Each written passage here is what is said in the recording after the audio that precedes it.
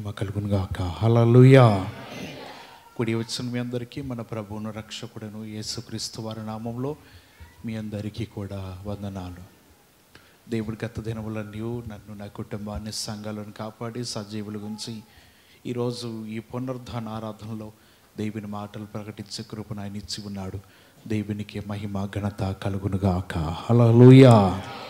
ప్రతి ఒక్కరు బైబిల్ గ్రంథాలు తెరిచినట్లయితే ద్వితీయోపదేశకాండము 17వ అధ్యాయం, ద్వితీయోపదేశకాండము 17వ అధ్యాయం 3వ వచనం చదువుకుందాం.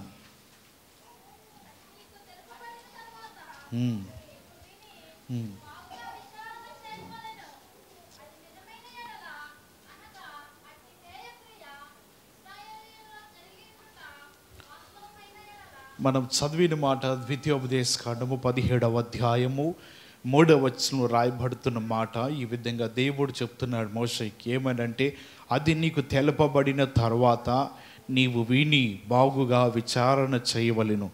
అది నిజమైన ఎడల అనగా అట్టి హేయక్రియ ఇశ్రాయేలులో జరిగి ఉండుట వాస్తవమైన ఎడల. ఈరోజు మనం నేర్చుకునేది ఏంటిదంటే, వాస్తవం అంటే నిజం, ఉన్నది ఉన్నట్లుగానే నీవు చూచిన ఎడల అని మోషేతో ఇక్కడ మాట్లాడుతున్న మాట మనం ఇక్కడ చదువుతున్నా. దేవుడి ఈ మాట ద్వారా ఈ పగటి కాల సమయంలో మనతో మాట్లాడునుగాక. దేని గురించి ఇశ్రాయేల్ ప్రజలు హేయక్రియలు అంటున్నాడు? వారి జీవితంలో దేవునికి నచ్చనివి, ఇష్టం లేనివి ఎటువంటి మాటలు కనబడుతున్నాయి?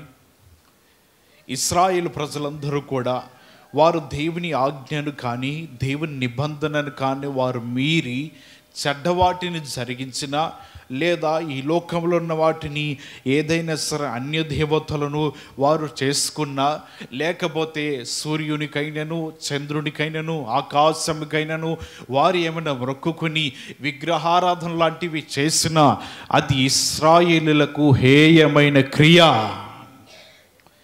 ఎక్కువ పెట్టు, కొంచెం షార్ప్ తగ్గించు. ఇక్కడ రాయబడుతున్న మాట ఏంటిది? హేయ క్రియలు అంటే ఇశ్రాయేలు ప్రజలందరూ కూడా దేవుడు చెప్తున్నాడు, మొట్టమొదటిగా చెప్పాడు, భూమి అందే కానీ నేల అందే కానీ ఏది కూడా విగ్రహములు నువ్వు చేసుకొనకూడదు, వాటికి నీవు సాగిల పడకూడదు. ఎందుకనగా నీ దేవుడు రోషము కలిగిన వాడు.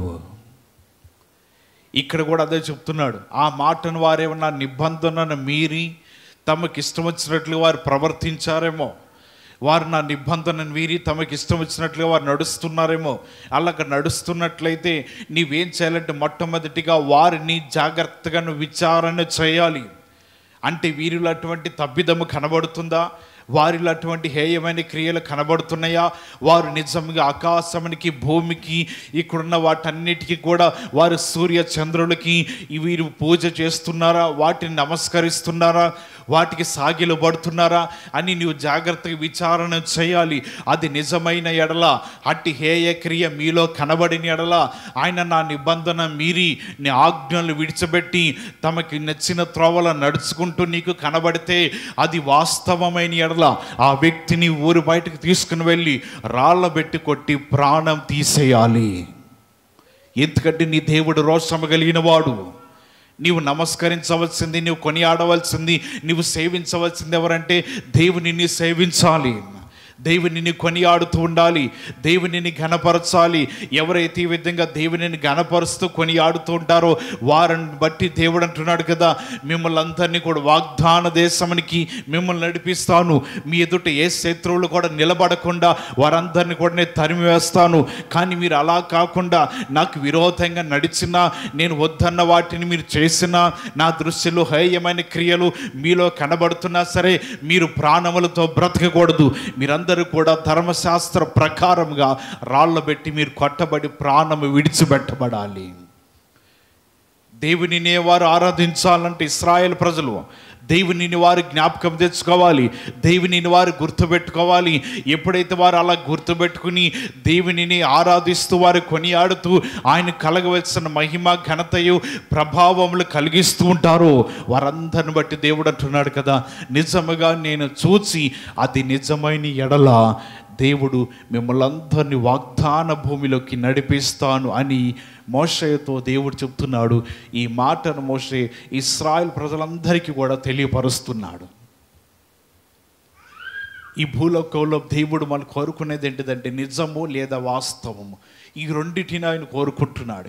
ఎవరైతే వారు అటువంటి నిజము పలుకుతూ ఉంటారో, లేకపోతే చూసిన దానిని చూచినట్లుగానే వారు తెలియపరుస్తూ ఉంటారో, అటువంటి వారిని బట్టి దేవుడు అంటున్నాడు కదా, నేను మీ ఎడల గొప్ప మేలులు కలుగ చేయబోతున్నాను. హల్లెలూయా.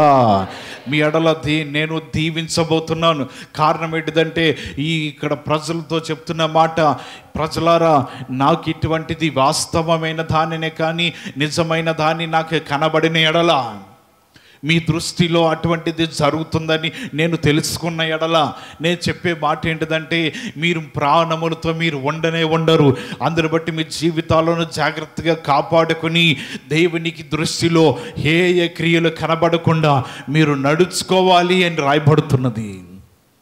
అటువంటి హేయ క్రియలు కనబడుతున్నాయేమో దేవుడు నిజంగా కోరుకుంటున్నాడు. ఒకవేళ కనబడితే మనము దేవునికి దూరమైపోతూ ఉంటాం. దేవుడు మనల్ని బట్టి దుఃఖిస్తూ ఉంటాడు. మనలో ఏమైనా హేయ క్రియలు దేవునికి నచ్చనివి, అయిష్టకరమైన జీవితం ఉంటే దానిని మనలోంచి తీసివేసుకోవాలి. ఈ పరిశుద్ధమైన బలలో మనం పాల్గొంటూ ఆయన శరీరమును ఆయన రక్తమును ఆరగిస్తూ ఉండగా మనలో దేవునికి హేయమైన క్రియలు ఉన్నాయేమో వాటిని తొలగించుకోవాలి. ఏంటి అండి హేయమైన క్రియలు? వాస్తవమైన దానిని చూచినట్లుగా నువ్వు చూచినట్లుగా మాట్లాడుతున్నావా? నీ ఎదుట జరిగినవి జరిగినట్టుగానే తెలియపరచగలుగుతున్నావా? నీ ఎదుట జరిగిన మాటలను వాటిని నిజంగానే పలుకుతున్నావా? నీ ఎదుట ప్రజలకు వాటిని తెలియపరచగలుగుతున్నావా? ఒకవేళ తెలియపరచకపోతే దేవుని దృష్టిలో అంట నీవు చేస్తున్న పని నీకు మామూలుగానే మంచిగా కనబడవచ్చేమో, కానీ దేవుడు అంటున్నాడు అది నా దృష్టిలో హేయమైన క్రియలు. ఇటువంటి హేయమైన క్రియలు జరిగి ఉండుట చూస్తే ఆయన చెప్తున్న మాట, పురుషులే కానీ స్త్రీలే కానీ గ్రామముల వెలుపలకు తీసుకుని పోయి రాళ్లతో వారిని ఏం చేయాలంట? చావగొట్టాలని ధర్మశాస్త్ర గ్రంథం చెప్తుంది. ఒకవేళ అలాగే వారు ఈ రాళ్ళ పెట్టి కొట్టి చంపాలి అన్న ధర్మశాస్త్రంలో మాటను యేసుప్రభువు వారు వచ్చిన తర్వాత దానిని కనుమరుగు చేసి ఆ మాటను తొలగించి, ఒకవేళ వారిలో పాపమైనను లేకపోతే చెడుతనమైనను ఏదైనా కనబడి ఉంటే దేవుని దగ్గర క్షమాపణ దొరుకుతుందంట. కానీ ఇక్కడ రాయబడుతుంది ధర్మశాస్త్ర యుగములో అయితే ఇటువంటిది హేయమైన క్రియలు అంటే ఇంకా రాయబడుతూ ఉన్నాయి. ఇక్కడ మాటలు ధర్మశాస్త్ర గ్రంథంలో చాలా మాటలు ఉన్నాయి. కానీ యేసు ప్రభువారు వచ్చుట వలన మన జీవితాలు మన బ్రతుకులన్నీ కూడా మార్చబడి ఉన్నాయి. ధర్మశాస్త్ర గ్రంథము ప్రకారముగా అయితే ఈ మధ్యన జరిగిన సంఘటన బట్టి నిజంగా ఒక యాజకుని ఒక సేవకుని వారు హత్య చేసి వారు ప్రాణం తెస్తే ధర్మశాస్త్ర గ్రంథ ప్రకారంగా దెబ్బకు దెబ్బ వేయాలి, మరణానికి మరణము, కాలుకి కాలు, చేతికి చెయ్యి, యాజకుడి మీద చెయ్యి వేసిన వారు శపించబడతారు. కానీ ధర్మశాస్త్ర గ్రంథంలో లేము, కృపాయుగంలో ఉన్నాం. అదే ధర్మశాస్త్ర గ్రంథంలో ఉన్నట్లయితే నిజంగా వారు చేసిన పనిని బట్టి వారు ఇలాగ దైవజనుణ్ణి ఈ విధంగా వారు ప్రాణం తీసి ఇన్ని విధాలుగా వారు బాధ పెట్టి ప్రాణం తీసిన జనాభా ఉన్నట్లయితే ఈ దీని మన క్రైస్తవ జనాంగం అందరూ ఏం చేయాలి తెలుసా? తల ఒక రాయి పట్టుకుని ఎవరైతే దీనికి కారణమయ్యారో వారిని చావగొట్టాలండి. కానీ ధర్మశాస్త్ర గ్రంథంలో లేము. దేవుడు అంటున్నాడు కదా, నిన్ను వాళ్ళని పొరుగు వారిని ఏం చేయమంటున్నాడు? ప్రేమించు. దూషించిన, హింసించిన, అపహసించిన, హేళన చేసిన నేను నా అందరినీ కూడా క్షమించాను, మీరు కూడా నా వల్ల మీరు క్షమించండి అనుట వలన ఈ దినమన లోకం అలాగ జీవిస్తున్నారు. మనము కూడా ఏమి చేతగాని వారం అలా ఉండిపోయాము. ధర్మశాస్త్ర గ్రంథం కాదు ఇది. ఏ యుగం అంటే కృపాయుగమై ఉన్నది. కృపాయుగమై ఉండటం వలన ఎదుటి వారిని మనం తిరిగి బాధ పెట్టకూడదు, ఎదుటి వారిని మన జీవితంలో తిరిగి హింసించకూడదు, వారిని ఏమాత్రము కూడా బాధ పెట్టకూడదు, వారిని గాయపరచకూడదు అని యేసు ప్రభువారు చెప్తున్నారు. ఆ మాటలు బట్టి మనం నడుచుకుంటున్నాం. అదే మోషే చెప్పిన ధర్మశాస్త్ర గ్రంథం అయితే ఎవరైతే ఏ యాజకుడి మీద అయితే చేయివేసి అతని ప్రాణం తీశారో వారు ఎంత మాత్రము కూడా 24 గంటల్లోపే వారిని ఊరు బయటకు తీసుకువెళ్ళి తలకు రాయిబెట్టి కొట్టి ప్రాణం తీయాలండి. చాలామంది అనుకుంటున్నారు ఇది క్రైస్తవ్యమేనా, లేకపోతే క్రైస్తవులు ఇంకా జీవిస్తున్నారా, ఏమి మాట్లాడతలేదని కొన్నిసార్లు ఈ లోకంలో జీవిస్తుంటే వాస్తవమైన దానిని బయటకు తీసుకురాపోయినా నా దేవుడు గ్రుడ్డివాడు కాదు, నేత్రము ప్రతిదీ కూడా చూస్తూ ఉన్నది. ఆయన అంటున్నాడు కదా, కయ్యోను ఎక్కడ ఉన్నాడు నా తమ్ముడు, నాకేం తెలుసయ్యా అంటే నేను గుడ్డివాడినా, నేత్రాలు లేనివాడినా, ఆకాశం నుంచి చూస్తూనే ఉన్నా. ఇటువంటి జరిగిన సంఘటనను అక్కడక్కడ ఉన్న సీసీ కెమెరాలో వారందరూ చూపిస్తున్నారు. ఆయన నేత్రాలంట సముద్రం అడుగు భాగం ఏముందో కూడా చూస్తుందంట. ఈ భూలోకంలో కెమెరాలు కూడా పనికిరావు, ఆయన కన్నుల వందల ఏమి జరుగుతుందో దేవుడు చూస్తూనే ఉన్నాడు. కానీ నిజముగా ఇటువంటిది లోకంలో జరిగినట్లయితే ఒక నీతిమంతుడును ఒక సేవకుని రక్తం ఒలికించబడింది, కానీ ఒక దినమున శాపము తప్పనిసరిగా వస్తుంది. రాకపోతే సేవకులు బ్రతకనీరండి. ఆంధ్రాలో దేవుని శాపం వస్తేనే సేవకుడు అంటే భయమో గౌరవము అప్పుడు కలుగుతుంది. అమ్మో రెండోసారి సేవకుల జోలికి వెళ్ళకూడదని. క్రైస్తవులైన వారు ఎటువంటి వారో తెలుసుకోవాలంటే దేవుడు తప్పనిసరిగా మనకి శాపము పంపించవలసిందే. పంపించకపోతే మాత్రము ఒకరి వెంట ఒకరు వెంటాడి ప్రాణాలు తీస్తారండి. అది దేవుడు చూస్తున్నాడు. ఆయన ఇష్టము, ఆయన ఉద్దేశము, ఆయన తలంపు. ఒకవేళ దేవుడు మౌనంగా ఉన్నాడు అంటే మన జీవితంలో నిజంగా ప్రజలు ఏం చేయలేరులే అన్నట్లుగా చేతగాని తనముగా ప్రజలు చూడవచ్చు. ఒక నీతిమంతుని రక్తము, ఒక యాజకుని రక్తము భూమి మీద ఒలికించబడింది.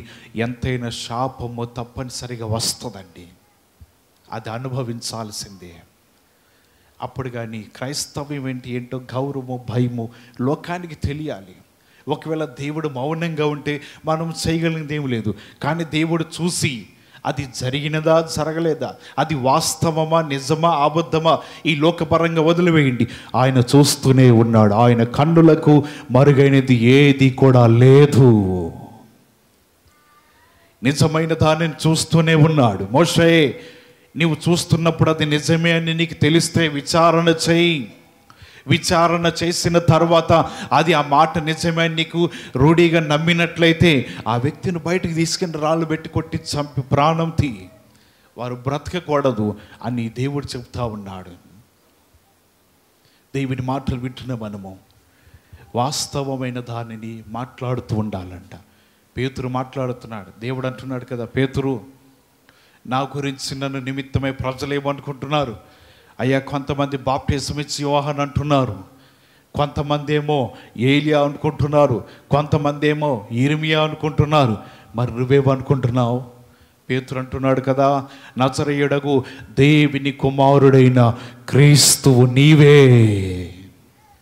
ఒక ఆమెను పడేయచ్చు కదా.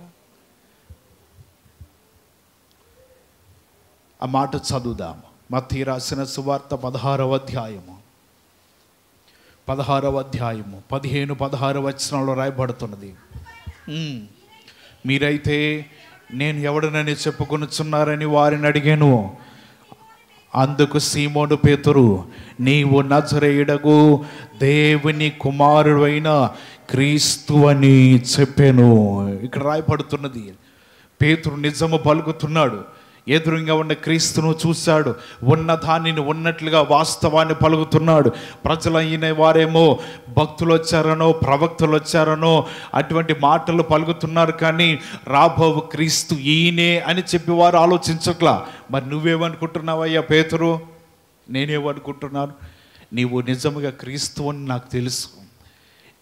అయితే నా బండ మీద సంఘాన్ని కట్టు. ఇక్కడ ఉన్న వారందరూ ఇక్కడ రాయబడుతున్న మాటల ప్రకారంగా మనం వాస్తవమైన దానిని చూసాము, బైబిల్ గ్రంథంలో నేర్చుకున్నాము. చూచి నమ్మిన వాడి కంటే చూడక నమ్మిన వాడు ధన్యుడంట. దేవుడి భూలోకమునికి ఆయన వచ్చాడని వాస్తవం మనకు తెలుసు. యేసు ప్రభువారు ఈ భూలోకంలో జీవించాడని తెలుసు. అటువంటి సమయంలో మన నోటితో నిజము పలుకుతూ ఉండగా ఆయన ఏ విధంగా జీవించాడో, ఎలాగ నడిచాడో, తన ప్రజల కోసం ఎటువంటి త్యాగం చేశాడో, తాను ఏ విధంగా త్యాగమైపోయాడో, ఏ విధంగా అర్పించాడో, ఈ మాటలన్నీ మనకు తెలిసినప్పుడు మనం ఏం చేయాలంటే ఆయన త్యాగాన్ని బట్టి గుర్తించి మనం ఉన్నది ఉన్నట్లుగా వాస్తవం మనం పలుకుతూ ఉండాలి. పేతురు పలికాడు, యేసు ప్రభువారితో పాటే ఉన్నాడు. ఆయన చెప్పటం కూడా ప్రజలందరికీ సువార్తను ప్రకటిస్తూ ఉన్నది ఉన్నట్లుగా వాస్తవమైన దానిని ప్రజలందరికీ బోధిస్తున్నాడు. ఆయన చెప్తున్న మాటలు ప్రజలందరూ విని వారి జీవితాలు మార్చుకుని వారి హృదయాన్ని దేవుని వైపు త్రిప్పుతూ జీవితాలన్నీ కూడా మార్పు తేబడిని అంట. దేవుని మాటలు ఆలకిస్తున్న మనము నేర్చుకోవాల్సిన ఏంటిదంటే, దేవుడి దగ్గర ఉన్నప్పుడు ఆత్మ సంబంధముగాను శరీర సంబంధముగాను మోషే నీవు నిజముగా చూసి ఉంటే విచారణ చేయి, అది తప్పని తెలిస్తే వారిని ఈ విధంగా శిక్షించుకో. మనము కూడా పరిశుద్ధమైన బలలో పాల్గొంటున్నప్పుడు మనం నిజముగా మనం చూసినట్లయితే, నిజముగా అది వాస్తవము అని తెలిస్తే దాని నిమిత్తమే మన దేవుని దగ్గర మనం ఏం చేయాలంటే జాగ్రత్తగా ఉన్నది ఉన్నట్లుగానే మనుషులకు నువ్వు చెప్పవచ్చు, లేకపోతే తోటి వారికి చెప్పవచ్చు, ఉన్నది ఉన్నట్లుగా తెలియపరచవచ్చు. దేవుని వాక్యము కూడా నిజమైనదే, అది నిజమే పలుకుతా ఉన్నది, ఉన్నది ఉన్నట్లుగా తెలియపరుస్తూ ఉన్నది. ఈ మాటను బట్టి, వాక్యమును బట్టి నీవు నిజముగా ఇది నాతోనే మాట్లాడుతూ ఉన్నది, లేఖనంలో ఉన్న మాటలన్నీ కూడా నాకు వరకే రాయబడి ఉన్నాయి, ఇవేమి కూడా కల్పితములు కావు, ఇవేమి కూడా ఒకరితో రాయబడినవి కావు. దేవుడు తన గ్రంథంలో రాసి ప్రజలకు తెలియపరచవలసిన మాటలన్నీ తెలియపరుస్తున్నాడు. దీనిలో ఉన్న మాటలన్నీ కూడా నిజమే, వాస్తవమైనవే. గ్రహించి ఆ మాటలన్నిటి ప్రకారం నీవు నడవగలిగి కొనసాగితే, దేవుడు అంటున్నాడు కదా, నీ యందు కూడా ఆయన నిజముగానే ప్రతిదీ కూడా ముందుగానే తెలియపరిచి నీకు జ్ఞాన నేత్రాలు ఆయన ఇస్తాడంట. అటువంటి సమయంలో మనం జీవితంలో ఉన్నది ఉన్నట్లుగా మనం చూడగలుగుతున్నావా? చూసి నిజము పలకగలుగుతున్నావా? లేకపోతే ఉన్నది లేనట్లుగా మనం మార్చి, లేకపోతే అటు ఇటుగా మనం చెప్పగలుగుతున్నావా? అటువంటిది ఉంటే మనలో నుంచి దాన్ని తీసివేసుకుని నిజముగా మనం పలికినట్లయితే అదే మన జీవితానికి సంతోషము. ఇరువురు కుటుంబాల మధ్యన ఏవో తగాదాలు వచ్చినాయి అంట. వారిలో ఒక కుటుంబం వారిని శపించి వారి మీద ఏవో మంత్రప్రయోగాలు చేశారు. కుటుంబాల్లో పెద్దవారు మొదలుకొని అందరూ కూడా ఒకరి తర్వాత ఒకరి కొంతకాలానికి మొత్తం తుడిచిపెట్టబడి ఒక్కడు మాత్రమే మిగిలాడు. అతడు ఆ ఇంటిలో ఉండకుండా బయటికి పారిపోయి వేరే చోటకి వెళ్ళిపోయి రాత్రికాల సమయంలో రోడ్డు పక్కన ఎక్కడో పడుకున్నాడు. అంటే ప్రాణభీతితో పరిగెత్తాడు. ఆయన రాత్రికాల సమయంలో అంటున్నాడు, దేవుడు అంటే ఎవరో తెలియదు, మరి ఏ దేవుడు నన్ను బ్రతికించాడో, ఏ దేవుడి వల్ల నేను సజీవుడిగా ఉన్నానో, ఎవరి వల్ల నేను ప్రాణముతో ఉన్నానో, ఇలాగ కాపాడబడుతున్నారో, మరి ఎవరు నా జీవితాన్ని ఇక్కడి వరకు నడిపించారో, ఏ దేవుడి వల్ల నా బ్రతుకు మార్చబడుతుందో నాకైతే తెలియదని తన జీవితం అలాగే ప్రార్థన చేసుకుంటూ మనసులో అనుకుంటూ పడుకున్నాడు. అటువంటి సమయంలో దర్శనములో ఆయన దేవుని రాజ్యానికి వెళ్ళిపోవటము, అక్కడ వేవేల దూతలను చూడటము, వారి కొనియాడుతున్నది చూడటము, పరలోక రాజ్యంలో సంతోషం ఆనందము కలగటము, ఈ మాటలన్నీ చూశాడు. దర్శనం నుంచి తేరుకున్న తర్వాత ఆయనకు అర్థమైందంటే ఇది నిజంగా క్రీస్తుకి వారసులుగా అగుటకు దేవుడిని పిలుస్తున్నాడేమో అని గ్రహించి అప్పుడు ఆయన దేవుని మందిరానికి వెళ్ళటం ప్రారంభించాడు. ఈ దినమున ఒక గొప్ప సేవకుడిగా నిలబడి దేవుని పనిలో కొనసాగుతూ ఉన్నాడు. హల్లెలూయా. మొదట అతనికి వాస్తవము తెలియలా, నిజమైన భక్తి ఎక్కడ ఉన్నది, నిజమైన ప్రార్థన ఎక్కడ ఉన్నది, నిజ దేవుడు ఎక్కడ ఉన్నాడు, ఎక్కడ సంచరిస్తున్నాడో అతనికి అర్థం కాలేదు. కానీ తన కుటుంబం అంతా కూడా తుడిచిపెట్టబడినా సరే ఇతడు దేవుని యందు విశ్వాసం కలిగి, నిరీక్షణ కలిగి, దేవునికి దగ్గర తాను కూడా నేను ఉపకారం చేయాలి కానీ దేవుని దూషించకూడదని గ్రహించిన వ్యక్తి తన జీవితాన్ని మార్చుకుని దేవుని పనిలో కొనసాగుతున్నారంట. దేవుని మాటలు వింటున్న మనం జీవితంలో నేర్చుకోవాల్సింది నిజమైన దానిని ఏంటిదయ్యా అంటే దేవుని మందిరంలో ఉండుట దేవునికి ఇష్టమైనది, ఇది నిజము. ఒక ఆమె అంటది, అయ్యా మాకు మా పక్కింటి వాళ్ళు గొడవ అయింది, రేపొద్దున మందిరం మానేస్తున్నాను అంతే. ఏం తిక్కల మాటలు నాకు అర్థం కావట్లా. నేను ఎవడు కొట్టుకోమన్నాడు? ఎప్పుడు నేను చెప్పాను మైక్లో కొట్టుకోమని? నా ప్రసంగాల్లో ఒకసారి చూసుకోండి మొత్తం. ఎప్పుడు కూడా తన్నుకోమని చెప్పలా. ఎప్పుడు చెప్పినా సరే క్రీస్తు వలె మిమ్మల్ని మీరు తగ్గించుకోండి అని చెప్తున్నా. మీరు ఇంటి దగ్గర కొట్టుకోవటం ఎందుకు? దేవుని మందిరం మీద అలగటం ఎందుకు?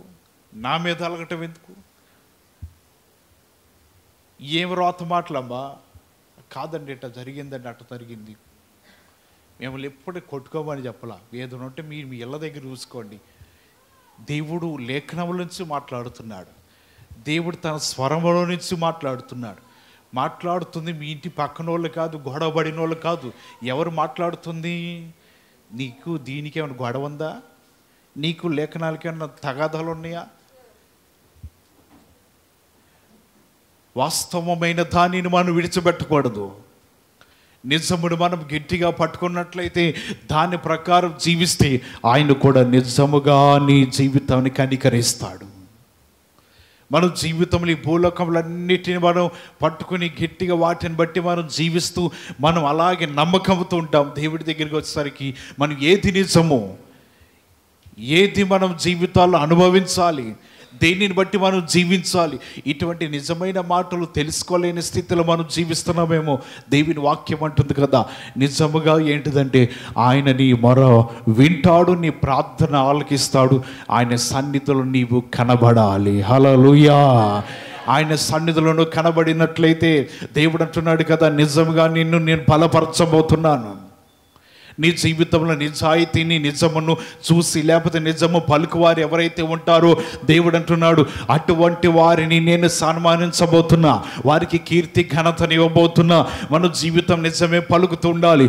వాస్తవమైన దానిని మనం ఎప్పుడైతే పలుకుతూ మాట్లాడుతూ ఉంటామో అటువంటి దానిని బట్టి దేవుడు పేతురు అంటున్నాడు కదా, ఏమన్నట్టయ్యా, నీవు క్రీస్తువే. ప్రజలందరూ రకరకాలుగా అనుకుంటున్నారు, కానీ నేను చెప్పేది ఏంటిదంటే నీవైతే మాత్రం మా కొరకు వచ్చావని అర్థమవుతుంది. నీవు పంపబడింది కూడా దేవుని చేత నీవు పంపబడి ఉన్నావు. రాహాబు నిజమైన వాస్తవమైన దాన్ని చూస్తుందంట. ఎరుకో పట్టణం అంతా తగలడిపోతుంది, కాలిపోతుంది, బూడిదైపోతుంది. అందులో అన్నీ కూడా కాల్చివేస్తున్నారు. ఈమె ఇశ్రాయేలు ప్రజల మధ్యలో ఉండి దానంతటిని కూడా తన కళ్ళతో చూస్తూ ఉన్నది. ఆమె ఎప్పటి వరకు విన్నది, కానీ ఇప్పుడు నిజముగా చూస్తూ ఉన్నది. ఏం జరుగుతుందో, దేవుని ఉగ్రత ఆ శత్రువు పట్టణం మీద ఎలాగున్నదో, ఎరుకో ప్రాంతం మీద దేవుని కోపము ఉగ్రత ఎలాగున్నదో అదంతా కూడా ఏ విధంగా కాలిపోబోతుందో, దేవుడు ఏ విధంగా పట్టణాన్ని నాశనం చేస్తున్నాడో ఈమె అంటుంది, అప్పటి వరకు నేను విన్నాను, కానీ ఆ సమయంలో ఇశ్రాయేలు ప్రజల మధ్య నుండి జరుగుతున్న ఆ ఉగ్రత అంతా కూడా ఆమె కళ్ళతో చూడగలుగుతుందంట. దేవుని మాటలు ఆలకిస్తున్న నీవు, మనం ఇప్పటి వరకు వింటున్నాం దేవుని మాటలు, ఇక ముందు కూడా ఆలకిస్తూనే ఉంటాం. కానీ దేవుని లేఖనాలు బట్టి మనం తెలుసుకోవాల్సినటువంటి ఒక ఆనక దినమున మనందరం కూడా మన నేత్రాలతో ఆ రాజ్యమును మనం చూడబోతున్నాము. హల్లెలూయా. దేవుని రాజ్యము కొరకు మనం ఎలాగైతే నిరీక్షిస్తున్నామో, మనం చెవులతో వింటున్నామో, దేవుని మన కొరకు సిద్ధపరుస్తున్న ఆ రాజ్యానికి వెళ్ళాలని మనం ఎదురు చూస్తూ ఉండగా, మనము చదువుతున్నట్లుగా నేర్చుకుంటున్నట్లుగానే మన ప్రధాన యాజకుడు మనకంటే ముందుగా వెళ్ళి ఆ రాజ్యమును సిద్ధపరుస్తున్నాడు. ప్రజలని కావచ్చు, మనుషులని కావచ్చు, దేవుని రాజ్యం ఎలాగుంటుందండి, పరలోక రాజ్యం ఎలాగుంటుంది, దేవుడు మళ్ళీ ఎలా కొనిపోబోతాడు అంటే దేవుని లేఖనములు చదివి జాగ్రత్తగా అర్థం చేసుకున్న వారికి తెలుసుకునేది ఏంటిదంటే దేవుని రాజ్యానికి వెళ్ళగలము. అది ఒక దినమున మనం ఆ నిజాన్ని, ఆ వాస్తవాన్ని చూడగలుగుతున్నాం. అటువంటి విశ్వాసము మనలో ఉండాలి. ఇప్పటి వరకు మనం వింటూనే ఉన్నాం. మనం ఈ లోకాన్ని విడిచిపెట్టబడే వరకు కూడా దేవుని మాటలు వింటూనే ఉండాలి. సమయం వచ్చినప్పుడు, కాలము సంపూర్ణమైనప్పుడు దేవుడు పిలవగానే ఆ రాజ్యములు ఉండే కృపను దేవుడు మనకి ఇస్తాడు.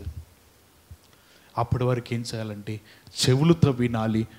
ఎంత విశ్వాసం ఉండాలంట, ఎంత విశ్వాసం ఉండాలి. యేసుప్రభువారు చెప్తున్నాడు, ఆవగించంత విశ్వాసం ఉంటే నీవు నేర్చుకున్న నిజమైన మాటలన్నీ కూడా విని నేర్చుకుని ఆ తదుపరి దానిని మనము నిజముగా చూడబోతున్నాం. దేవుడు అంటున్నాడు కదా, ఆ సమయంలో నన్ను పొడిచిన వారు ప్రతి నేత్రం కూడా ఏమవుతుందంట, చూస్తుందంట. అప్పుడు తెలుసుకుంటారు ఇది నిజమైనది. క్రీస్తు భూమి మీదకి రావటం వాస్తవమే, ఇది నిజమైనది. జరుగుతున్న మాట ప్రకారం ఆయన వచ్చాడిది మన కొరకే. మనం ఆ సమయంలో నమ్మలేకపోయాం, చూడలేకపోయాం. ఎగతాళి చేసి హేళన చేసి ఆయనను సిలువకు అప్పగించింది మనమే, ఆయనను పొడిచింది కొట్టింది కూడా మనమే అని ప్రతి నేత్రము కూడా ఆ సమయంలో చూసి తెలుసుకుంటారు. తెలుసుకున్న లాభం లేదు. వారందరినీ కూడా దేవుడు నరకగుండంలో, వారిని అగ్నిగుండంలో పడవేయబోతున్నాడు. ఎవరికి పేర్లు అయితే అక్కడ లేవో వారందరూ కూడా నరకంలోకి వెళ్ళబోతున్నారంట. దేవుని మాటల ప్రకారం మనం నేర్చుకునేది, మనం చేస్తున్న భక్తి, మనం చేస్తున్న ప్రార్థన ఇవన్నీ కూడా నిజమే. మనందరం దేవుని రాజ్యానికి వెళ్ళిన తర్వాత అగ్నిగుండంలో ఉండి ఒక్కొక్కరు అరుస్తూ ఉంటండి, ఏడుస్తూ ఉంటండి, కన్నీరు కారుస్తూ ఉంటండి. ఆ దినమున తెలుసుకుంటారండి, క్రైస్తవ్యం అనేది అది నిజమైన భక్తి, క్రైస్తవ్యమైనది అది నిజమైన జీవితము, నీతియుక్తమైన జీవితము అని దేవుని రాకడ సమయంలో అప్పటి వరకు వారెవ్వరికి కూడా అర్థం కాదండి. దేవుని దగ్గర ఉన్న మన జీవితంలో మనం అనుసరిస్తుంది కూడా నిజ దేవుడిని మనం అనుసరిస్తున్నాము. హల్లెలూయా. నిజ దేవుడిని మనము పాటిస్తున్నాము. పాపాత్మురాలైన స్త్రీ ఎప్పటి నుంచి ఎదురు చూస్తూ ఉన్నదంట, యేసు ఎప్పుడు వస్తాడో ఆయన దగ్గర నా జీవితాలను పాపంలో ఒప్పుకోవాలని. ఆయన పరిసయ్యుని ఇంట ప్రవేశించుట ఆమె తెలుసుకున్నది. ఆయన ఉన్నాడన్న మాట నిజమే అని నమ్మింది. పరిగెత్తుకుంటూ వీళ్ళ పాదాల దగ్గర కూర్చుని ఏడుస్తూ తల వెంట్రుకలతో తొడుస్తూ ఉన్నది. తాను తీసుకొచ్చిన సువాసన కలిగినది అది కూడా పాదాలకు పోస్తూ ఉన్నది. అక్కడున్న ప్రాంతం అంతా కూడా సువాసన వెదజల్లుతుందంట. ఆమె నిజాన్ని తెలుసుకుంది, యేసు పరిసయ్యుని ఇంట్లో ఉన్నాడు. ఎప్పుడైతే ఉన్నాడో అని తెలుసుకుందో ఆయన ఉన్న ప్రాంతానికి వేగిరమే వెళ్ళిపోయినది. ఆయనకి భోజనాన్ని కూర్చోలేదు, కాళ్ళు కూడా కడుక్కోలేదు, వస్త్రంతో తుడుచుకోలేదు. ఆయన ఇంట ప్రవేశించగానే ఈమె వచ్చి పాదాల దగ్గర పడి ఏడుస్తూ ఉన్నది. దేని వలనంటే నీ యొద్ద మాత్రమే పాప క్షమాపణ ఉంది, ఇది నిజము. ఇంకెక్కడ భూలోకల పాప క్షమాపణ లేదు. ఎక్కడన్నా సరే నేను జీవితం పట్టబడి ఉన్నదంటే నా ప్రాణానికి హానికరము, నన్ను రాళ్ళబెట్టి కొట్టి చంపమని ధర్మశాస్త్రం చెప్తుంది. కానీ నీ యొద్ద మాత్రం పాప క్షమాపణ ఉందని తెలుసుకుని నేను పాదాల దగ్గరే కూర్చుంటాను. ఏడుస్తూ ఉన్నది, కన్నీరు కార్చింది. దేవుడు అంటున్నాడు కదా, నువ్వు విస్తారమైన కన్నీరు కార్చావు కాబట్టి నీ పాపములు కూడా విస్తారంగా క్షమించబడ్డాయి, వెళ్ళిపో. పాప క్షమాపణ ఎక్కడ ఉన్నదో నిజాన్ని తెలుసుకుందండి. ఎక్కడ పాపములు కడగబడతాయో ఆమె గుర్తెరిగింది. లోకంలోనూ ధర్మశాస్త్ర పండితుల దగ్గర లేకపోతే సర్దుకేల దగ్గర శాస్త్రుల దగ్గర లేదు, కానీ దేవుని దగ్గర యేసు ప్రభువారి దగ్గర మాత్రమే ఉన్నదని ఆ మాటను తెలుసుకుని తాను నమ్మి ఆయన పాదాల దగ్గర కూర్చున్న జీవితము. దేవుడు అంటున్నాడు కదా, నీ జీవితాన్ని నేను మార్చాను, మళ్ళీ ఇంకెప్పుడు కూడా అటువంటి పాపంలో పడవద్దని ఆయన పాపములన్నీ కూడా క్షమించి వేసేసాడంట. హల్లెలూయా. మన జీవితం ఎలాగున్నది ఈ పగటి కాల సమయంలో? దేవుని గ్రంథంలో ఉన్న మాటలు వాస్తవమని నమ్ముతున్నావా? అది వాస్తవమని నమ్మితే దీని ప్రకారముగా నువ్వు జీవిస్తావు. ఈ మాటలు వాస్తవం కాదంటే ఇక్కడే విని ఇక్కడే వదిలి పారేస్తావు. మరి నువ్వు ఎలాగ నమ్ముతున్నావు? నిజమైన నమ్ముతున్నావా? నిజమైన భక్తులు, ప్రవక్తులు, దైవజనులు, న్యాయాధిపతులు, గొప్పవారు అందరికంటే ఘనుడైన యేసు ప్రభువు నడిచిన మార్గంలో త్రోవలో నీవు నడుచుకుంటూ ఆయనను పోలి నువ్వు నడుచుకుంటూ జీవిస్తూ ఉంటే అప్పుడే నువ్వు వాస్తవము నిజమే అని దానిని నువ్వు అనుసరిస్తున్నట్లు. లేదు, దేవుని మాటలు వాస్తవము కాదని నీ జీవితానికి ఎప్పుడు తెలుస్తాయి అంటే చెప్పిన మాటలన్నీ కూడా వాటి ప్రకారం నడవకుండా, జీవించకుండా నీ ఆలోచన ప్రకారం నీ జ్ఞానమును బట్టి నీవు నడుస్తూ జీవిస్తున్నట్లయితే దీనిలో ఉన్న మాటలు ఏందో నువ్వు విశ్వాసం లేనట్టే. ఈ మాటల మీద నీవు నిలకడగలేనట్లే, ఈ మాటలు బట్టి నువ్వు దేవుని దగ్గర విశ్వసించలేకపోతున్నావేమో. దేవుని మాటలు చెప్తున్నది ఏంటిదంటే, దానిలో పొల్లైనను అక్షరమైనను సున్నాయిన ఏది కూడా పోదంట. దీనిలో రాయబడిన ప్రతి మాట ప్రకారంగా ఈ లోకంలో జరుగుతున్నాయి, జరగబోతున్నాయి కూడా. దాని ప్రకారం జీవించమని వాక్యము తెలియపరుస్తుంది.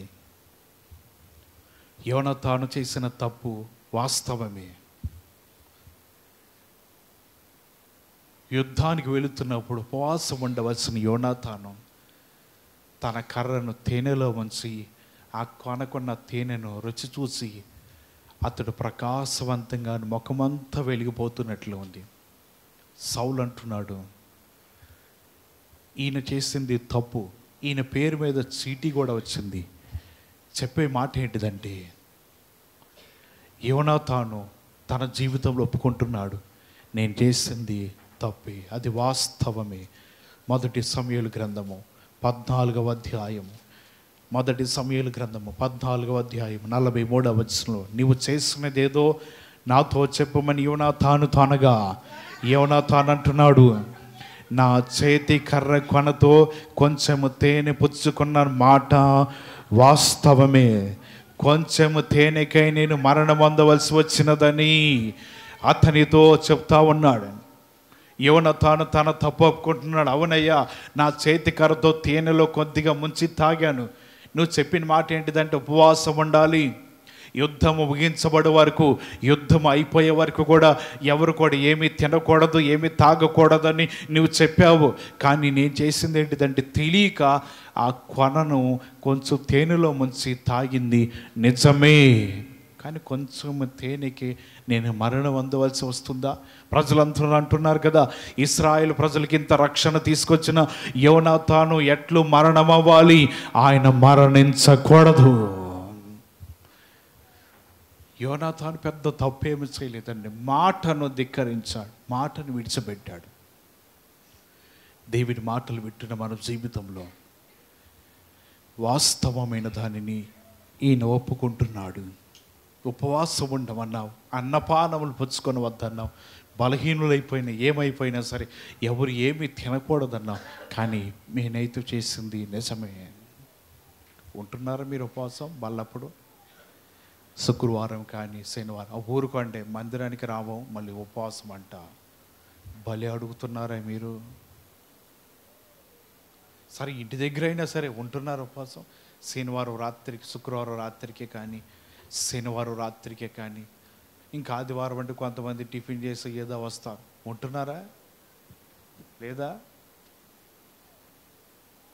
పడేసుకొచ్చేస్తున్నారు. అయితే నెలకి రెండు దినములు, అది కూడా 2 పూటలు అంతే, దినమంతా కాదండి, 2 పూట్ల. దేవుని మాటను ధిక్కరించినందుకు ఇతను ఏమైపోవాలంట? మరణమైపోవాలంట. కొన్నిసార్లు అనిపిస్తుంది ధర్మశాస్త్రమే ఉంటే అంత బాగుండేదండి. వాటికి యేసుప్రభువారు వచ్చాడు, మంచిదే, దాన్ని కొట్టివేయకుండా, దాన్ని మరుగు చేయకుండా ధర్మశాస్త్రాన్ని పాటించండి అని చెప్తే, ఇప్పుడు మీరందరూ తినేసి వచ్చి బల్లలో పాల్గొంటే నేనేం చేయాలి మిమ్మల్ని? దేవుని ఆజ్ఞను ధిక్కరించారు. దేవుని మాట చెప్తుంది కదా, ఆయన పరిశుద్ధమైన బల్లలో పాల్గొంటున్నప్పుడు ఏ అన్నపానం పుచ్చుకోవద్దు, ఏది కూడా తీసుకునవద్దు అని యాజకుడు ఒక మాట చెప్పాను. మీరు దాన్ని ధిక్కరించారనుకో, మీరు అందరూ ఏమైపోవాలి? ఇక బ్రతకడానికి అవకాశం లేదు. ఎందుకంటే మాటను ధిక్కరించి యోనాతాను అది అంటున్నాడు, ఏమో కొంచెం తేనికి నేను చనిపోవాలా? నువ్వు చనిపోవాల్సిందే అంటున్నాడు. ప్రజలందరూ ఎదురు తిరిగి, అయ్యా ఆయన చనిపోకూడదయ్యా, ఆయన బట్టిగా మాకు విజయం వచ్చింది. ఈ అంత్యకాలంలో, ఈ ఆఖరి దినములలో, ఇటువంటి కఠినమైన దినములలో జీవిస్తున్నప్పుడు కొన్నిసార్లు సేవకులైన మాకు అనిపిస్తుంది, ప్రభువా ఎందుకయ్యా ధర్మశాస్త్ర గ్రంథాన్ని మరుగు చేశావు? అది ఉంటే బాగుండేది కదా. నీ కృప వలన మొత్తము తుడిచిపెట్టబడినండి. ఆయన అంటున్నాడు కదా, ఒకానొక దినము ఉన్నది, ఆ దినమున నీవు తాగలేవు, ఆ దినమున నీవు మరుగై ఉండలేవు. చెట్టుకొక్కరంట, పొట్టుకొక్కరంట, దొంగలేమో అనాథులైపోయి వారు ఏడుస్తూ దుఃఖిస్తూ బాధపడే ఒక దినము ఉన్నదంట. దేవుడు చూసి చూడనట్టు కొన్నిసార్లు క్షమిస్తున్నాడేమో. నిజమైన దాన్ని నువ్వు తెలుసుకుని దాన్ని అనుసరించలేకపోతున్నావేమో. ఆయన మాటల మీద నీ విశ్వాసము నిజంగా జీవించలేకపోతున్నావేమో. దేవుని మాటలు నిజమని గ్రహించి వాటినన్నీ అనుసరించి వాటి మాటల ప్రకారం నీవు పోలి నడుచుకోగలిగితే దేవుడు చెప్తున్నాడు కదా, నేను కూడా నిజమైన వాటిని మీ ఎడల జరిగిస్తాను. హల్లెలూయా. వదిలిపోయిందంటుంది ఒక దెబ్బకి. ఆయన అనే వాళ్ళు ఎవరో ఉపవాస ప్రార్థనలు ఆఖరి రోజు వచ్చాడు ఒక ఆయన. ఎవరు గుర్తుందా? ఉపవాసం 40 రోజులు ఆఖరి దినంలో వచ్చారు కదా ఒక ఆయన. ఏంటిది? ఓయ్ వింటున్నావా అన్న. లేచిన వాళ్ళు గారు తపక్కని కూర్చున్నారు. నన్ను అంటున్నాడు ఈయన. నేను కూడా గట్ట అలవాటు చేసుకోవాలేమో. ఒక 2 పిల్లలు లేచారు ఆ దినమున. ఏయ్ నిన్నే అనగానే తపక్కని కూర్చున్నారు. నన్నే అంటున్నాడు ఈయన అని చెప్పాలి. ఆయన కూడా వస్తున్నాడు రేపు కంచాన వాళ్ళ మీటింగులకి. అస్సలు నిద్రబానీయకుండా దేవుని వాక్యం చెప్పగలిగిన అభిషక్తులు అయిన. ఎండాకాలంగా బయట వేడిగా ఉంది, లోపల గుండెలు వేచి చేసుకుని ప్రశాంతంగా కూడా ఏ బాధ లేదండి. అందుకే దేవుడి సన్నిధిలో ఏముందంట? నెమ్మది ఉన్నది, విశ్రాంతి ఉన్నది. అలాగని వాక్యం చెప్పేటప్పుడు కాదు, వాక్యం అయిపోయిన తర్వాత మీరు దేవుని సన్నిధిలో నెమ్మది విశ్రాంతిని అనుభవించవచ్చు. ఆయన సన్నిధిలో ప్రశాంతంగా బాధలు, చింతలు, దుఃఖం అన్నీ మర్చిపోయి సన్నిధానంలో కూర్చొని దేవుని దగ్గర కొద్ది సమయం ప్రార్థన చేసుకుంటూ ఉండవచ్చు అండి. దేవుని మాటలు వింటుని మనం నేర్చుకునేది. ఒక ఆయన ఇలా బస్సులో వెళుతుంటే ఎదురుగా కూర్చున్నాడు అంట. డ్రైవర్ పక్కన ఒక సీట్ ఉంటుంది, అక్కడ కూర్చున్నాడు. ఇంకొక ఆయన లేవులే అన్నాడంట. ఈయన తిట్టుకుంటా లేచాడు. ఏం దీంట్లో కూర్చుంటే తప్పే ఉంది, ముందు వచ్చాను, నేను ముందు కూర్చున్నాను, ఈయన లెగమనాలా అని చెప్పి తిట్టుకుంటూ పోయాడంట. ఇక మధ్యలో ఎక్కడ ఖాళీ ఉంటుందండి? ఆ వెనకాల పెద్ద సీటు 7 కూర్చునేది ఉంటుంది. అందులో పోయి కూర్చున్నాడు. ఏంటో లోకం ఎలా ఉంది, ప్రజలు ఎలా ఉన్నారు, ఇష్టానుసారంగా మాట్లాడుతున్నారు, న్యాయం లేదు, మంచితనం లేదు, ఎదుటి వారికి మేలు చేద్దామని ఉద్దేశం లేదని కూర్చొని తిట్టుకుంటా ఉన్నాడు. ఈలోపు ఎదురుగా ఏదో వాహనం ఒక సడన్గా ఆగింది. వీడు సడన్గా బ్రేక్ కొట్టాడంటే వీడు తిన్నగా బయటికి వెళ్ళిపోయాడంటే ఎదురు కూర్చున్నవాడు. ప్రభువా నిజం ఇప్పుడు అర్థమైందయ్యా, ఎందుకు వెనక పంపించాడా ఆడని తిట్టుకుంటానే ఉన్నానయ్యా. ఈడ ఎదురుగా 2 కాళ్ళు వారేసి కూర్చున్నాడంట. బ్రేక్ కొట్టాడు, ముందుగా డైరెక్ట్గా డోర్ దిగోకుండా వెళ్ళిపోయాడంట. దేవుడు చేసేవన్న కార్యములన్నీ కొన్ని వాస్తవాలు తెలియదు. మనం అనుకుంటాము కదా, మనము మొండితనముగా వెళ్ళిపోతాం, నాకు తెలుసు అన్నట్లు. మనకు తెలిసేది కొద్దిగా. దేవుడు సర్వ సృష్టికి జ్ఞానవంతుడై ఉన్నాడు. హల్లెలూయా. సర్వ సృష్టి ఆయన మాటకు లోబడుతూ ఉన్నది. చివరి మాట చెప్పి ముగిస్తాను. 1 రాజుల గ్రంథము 22వ అధ్యాయము. 1 రాజుల గ్రంథము 22వ అధ్యాయము 38వ వచనాన్ని చదువుదాం. అక్కడ రాయబడుతుంది, వేశ్యలు స్నానము చేయుచుండగా ఒకడు ఆ రథమును షమ్రోను కొలనులో కడిగినప్పుడు యెహోవా సెలవిచ్చిన మాట చొప్పున అతని రక్తము ఏమైంది అంట. ఇదేది ఇంత ముందులో జరిగింది. ఎవరి జీవితంలో జరిగిందండి? ఎవరి జీవితంలో? నాబోతు జీవితంలో జరిగినది. అంతేనా? నాబోతు జీవితంలో జరిగినది. అక్రమంగా స్థలము రాయించుకుని, అక్రమంగా తాకీదులు పుట్టించి, తప్పుడు సాక్ష్యాలు నిలవబెట్టి, ఈ విధంగా చేసినందుకే అతని రక్తాన్ని చిందించి వలకబోసాడు. దేవుడు అంటున్నాడు, దైవజనుడు అప్పుడు ఎదురు వస్తున్నాడు, నీవు కూడా అలాగే చనిపోతావు, నీ రక్తము కూడా అలాగే కుక్కలు నాకబోతున్నాయి అన్నాడు. అదేవిధంగా ఇశ్రాయేల్ ప్రజలకు రాజుగా ఉన్న ఈ ఆహాబు కూడా మరణమైపోయాడు. అతని రథంలో ఉన్న రక్తాన్ని కడగడానికి ఆ రథాన్ని తీసుకుని అక్కడ కొలనుకు వెళ్ళి చెరువు దగ్గరికి వెళ్ళి కడుగుతూ ఉండండి. ఆ రక్తం రథం నుంచి పడుతుంటే కుక్కలు ఏమి చేసినాయి అంట. వాస్తవం అండి అది. దేవుని మాట వ్యర్థము కాదు, దేవుని మాటలు అబద్ధములు కావు, దేవుని వాగ్దానాలు నిబంధనలు అవేమి తప్పుడు మాటలు కావు. జరిగినది జరిగినట్లుగానే ఇక్కడ రాయబడుతూ ఉన్నది. అది నిజమే. ఆహాబు అనుకోవచ్చు, ఈ మాట నిజమా ఏంటి? నా రక్తము పశువులు ఎందుకు, మోగ జాతులు ఎందుకు, నా రక్తం ఈ విధంగా ఎందుకు వలికించబడుతుంది, నేను ఎందుకు ప్రాణం పోగొట్టుకుంటాను అని దేవుని మాట నమ్మలేదండి. దేవుడు కొద్దిగా సమయం ఇచ్చాడు, కాలం ఇచ్చాడు, మర్చిపోయే స్థితికి వచ్చేసాడు ఆయన. ఇంకా లేదులే, ఎప్పుడో కొన్ని సంవత్సరాల క్రితం అన్నాడు. కానీ దేవుడు మర్చిపోలేదండి, నిజమైన మాట ప్రకారం అది జరిగినదంట. ప్రజలందరూ చూసి ఆశ్చర్యపోయి ఉండొచ్చు. గత కాలంలో నాబోతు ఇటే జరిగింది, ఈ ఆహాబు కూడా ఇలాగే జరుగుతుంది. దేవుడి సన్నిధిలో ఉండే మన జీవితాలు ఏ విత్తనం విత్తుతే ఏమవుతుందట, అదే పంట అది కూడా రెండంతలుగా కొయ్యవలసి వస్తుందంట. మనం జీవితంలో కూడా నేర్చుకోవాల్సింది ఇది నిజము, ఇది వాస్తవం అండి.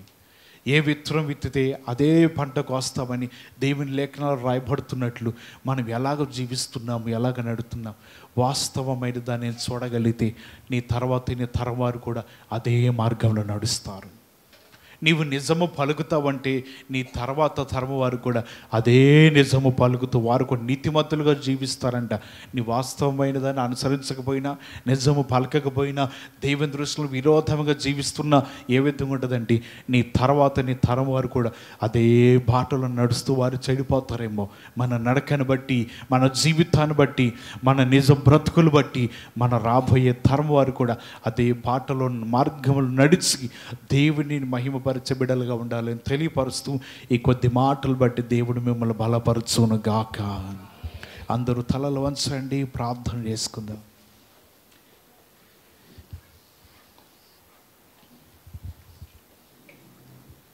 దేవుడు మాట్లాడుతున్న మాటలు మనం గుర్తు చేసుకుంటూ, ప్రభా లేఖనంలో ఉన్న మాటలు కొన్నిసార్లు నిజము కాదని గుర్తిస్తున్నావేమో, ఆ మాటలు కొన్నిసార్లు వాస్తవము కాదని విడిచిపెడుతున్నావేమో, ఆ మాటలు తేలికగా తీసుకుంటున్నావేమో. అలా చేయవద్దండి. దేవుని మాటలు నిజము. అందుకనే గగనము వీడి భూమికి నీ కొరకు ఆయన దిగి వచ్చాడు. దేవుని శరీరమును, దేవుని రక్తమును ఆరగించబోతుండగా నీవు తెలుసుకోవాల్సినది ఏంటిదంటే, ప్రభు దగ్గర, ప్రభా నీవు చేస్తున్న ఇటువంటిది, ఈ వాస్తవము నిజమైన దానిని మేము గుర్తించాలి ప్రభా. నేను ఈ దినం నుంచి గుర్తిస్తానయ్యా. ఈ దినం నుంచి ప్రభా నీ మాటలు నిజమని నమ్ముతున్నానయ్యా. తోమా నమ్మకపోయినా తర్వాత ఆయన నమ్మాడంట. నిజమే, యేసు మరణము పొంది పునరుద్ధానుడై తిరిగి లేచాడు. ప్రజలు, లోకము, భక్తిహీనులైన వారు నమ్మట్లేదు యేసు పునరుద్ధానుడయ్యాడంటే. కానీ క్రీస్తును అనుసరిస్తున్న మనము లేఖనాలు చెప్తున్న మాటల ప్రకారముగా ఆయన నిజముగానే మరణమును జయించిన ఒకే ఒక వ్యక్తి యేసు క్రీస్తు. నీవు దానిని గుర్తించి ఈ దినమైనటువంటి మరణమును, అటువంటి త్యాగమును జ్ఞాపకం తెచ్చుకుంటూ, ప్రభువా మేము గుర్తు తెచ్చుకుంటున్నాం ఎంతగా మా కొరకు త్యాగం చేసి బలి అయిపోయి మా కొరకు రక్తము కార్చావు ప్రభువా. ఈ దినమైనటువంటి రక్తమును, అటువంటి శరీరమును మేము జ్ఞాపకం తెచ్చుకుంటూ మేము చేయి ఉంచబోతున్నాము. మా జీవితాలలో ఆ వాస్తవాలు ఏమన్నా ఉంటే తీసివేయండి అయ్యా. మా జీవితంలో అబద్ధములైన వాటిని జరిగిస్తుంటే మా బ్రతుకులు మార్చండి ప్రభువా. మాలో నీకు హేయమైన క్రియలు కనబడితే నీ రక్తము చేత మా జీవితాలను ప్రభువా శుద్ధి చేయండి ప్రభువా. నీ వాళ్ళ నీతిమంతులుగా మేము పోలి నడుచుకోవాలి అని దేవుని దగ్గర నువ్వు ప్రార్థన చేసుకుంటూ ముందుకు కొనసాగుదా. చెప్పబడిన మాటలు ప్రతి ఒక్కరి జీవితంలో నాటబడి ఫలభరితమునట్లుగా ఆత్మచేత ప్రేరేపణ కలిగిన వారు విత్తబడిన వాక్యము కొరకే ప్రార్థన చేయండి. చేయాలి త్వరగా.